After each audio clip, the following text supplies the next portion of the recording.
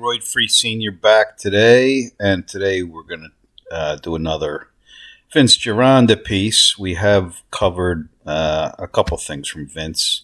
Most recent was Vince's bulking routine, and we did his 8x8 program a while back, and I did Gironda versus Menser. This one's going to be his 10, 8, 6, 15 program. And I think that this program at least appears to be, and he mentions, geared towards somebody who's been overdoing it, overtraining, and has gotten to the point where they're working really hard but don't seem to be making any gains. So what are his solutions to this? So this whole routine, there's only 8 exercises. It's one exercise for each body part. And obviously it would only be the 4 sets, 10, 8, 6, and 15. He's very dogmatic about using only those exercises for this routine. And he's also very dogmatic that each body part needs 72 hours to recuperate fully. So that being said, and he also says that he doesn't give a specific split for how it's laid out, but he does say 3 upper body and 2 leg and ab workouts. He says to do the abs with the legs. And he mentions that,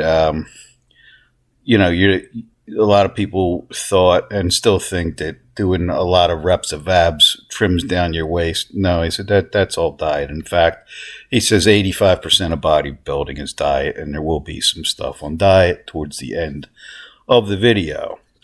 Now, the routine sets, exercises, sets and reps are laid out very clearly in the process of the video, but there's some things that aren't 100% clear, like the split. But like I said, if you just do the math with the 3 upper body and 2 leg and ab workouts, also he does say to do the high rep free weight calf work on upper body days, in addition to the regular upper body workouts. And he also mentions in the diet section there where you could do 2 half-hour training sessions on your training days, but he doesn't seem to make this dogmatic. It sounds like it's an option. So you could do it that way, or you could just do, whatever exercise you're going to do for the day on one workout. Depends on your schedule, so forth. Also, he was big on the idea of no pain, no gain, and he was big about moving quickly. And in fact, he said even with submax weights, every set should be done as if it is your last. And basically has said several times during the thing to train slower and with supreme concentration. He's talking about how people in between sets will be talking, doing this, that, and the other. These days we have all different things. People are on their cell phones and so forth. But he said, no, you're gonna screw up your momentum. You want to get in there, do your workout, concentrate on every rep of every set. Also, another thing with the strictness, he emphasizes deep breathing on every rep of every set, which is another idea that you don't hear mentioned much by like influencers these days. And again, he doesn't lay out the specific split, but if you have only 8 exercises and only 2 of those being legs, so it sounds like you're going to have 2 or 3 upper body movements per upper day, split as desired. And with 2 sessions, would be only 1 exercise per session if you were going to do that, 2 half-hour sessions. And again, given the 72 hours between body parts, a 6-day split seems apparent.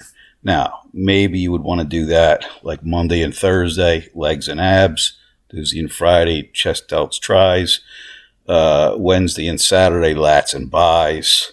He's not dogmatic about how you do the split, but That would be maybe my idea. You don't have to do it that way, but that's just a thought.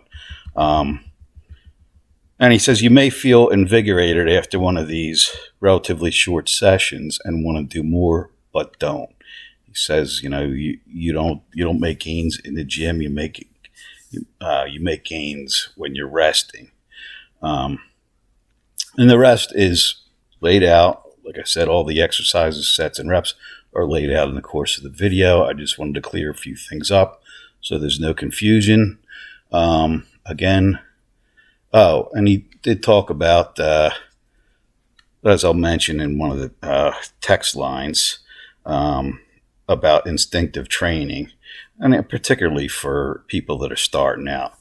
And I agree, when you've never done anything and you're just coming into the working out, you can't really train instinctively. You have to try some other people's programs, and it's good to get advice from some people who know what they're doing. Try some different things. Eventually, you develop instincts, but that takes a while. You don't have that from the get-go. All that being said, again, everything else is laid out. I'm going to leave it there.